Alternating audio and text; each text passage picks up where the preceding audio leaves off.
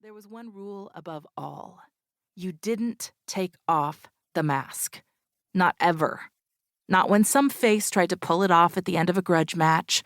Not when some kid wanted an autograph or a sweetie in the crowd asked for a peck on the cheek. And for the real heads, the true believers, not even when a promoter said you'd gone stale and tried to get you to become the damn repo man or some other terribly generic gimmick. Never gonna happen, jabroni. Nope. He switched territories. He created a new reign of terror. He stayed masked. He stayed the man. But like I said, nobody had seen or heard from the dude in decades. Well, except for me.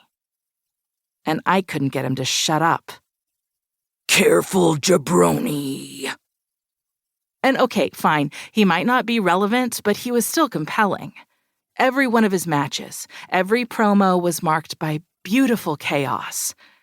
Unfortunately, it seemed I caught him on the slide into complacency, because he wasn't exactly interested in stomping out jabronis much these days.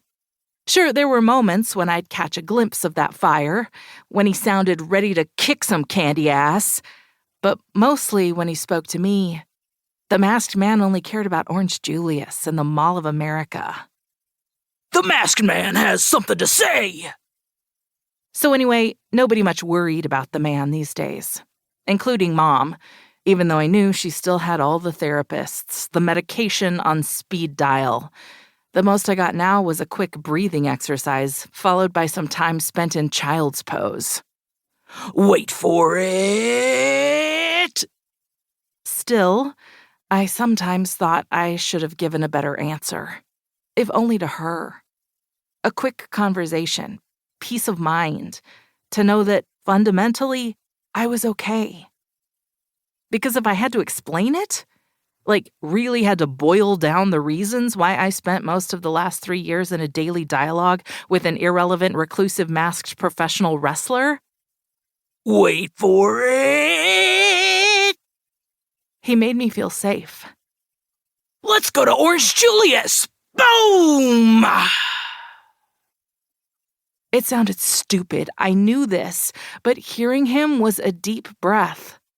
A moment when I didn't have to do anything except agree that the breathtaking one was the most overrated heavyweight champion of all time and say, "Listen, bro, we've already been to Orange Julius 5 times this week."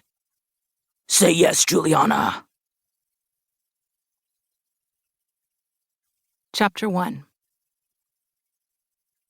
The Mall of America was only 15 minutes from my house, but when you walked through those doors, you might as well be in a different universe. It wasn't cool to be down with the MOA, especially if you'd spent your entire life in the cities.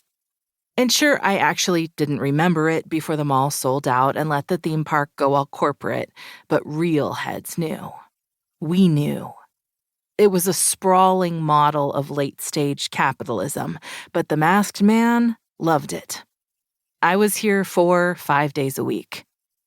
I am a champion of spectacle. That was an understatement, but we had a rhythm. Show up just as the mall walkers were heading home, but before the middle school kids were unleashed, their parents a respectable but visible distance behind them.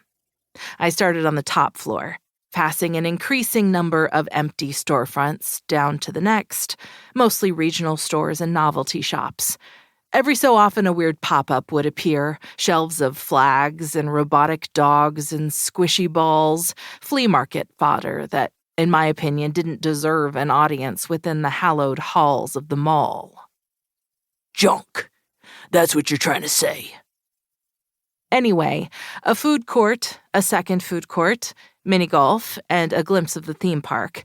And then you were down to the main floors, both of which were proper cathedrals to the shopping gods. All the high-class places, video games, clothing, and one pricey jewelry store manned by an older gentleman who I sometimes made up stories about as I sipped my Orange Julius. How he carried on with the pointless endeavor of a mall-based jewelry store because it had once been the dream of his now-dead wife. A tale for the ages, older than the mall, perhaps even time itself.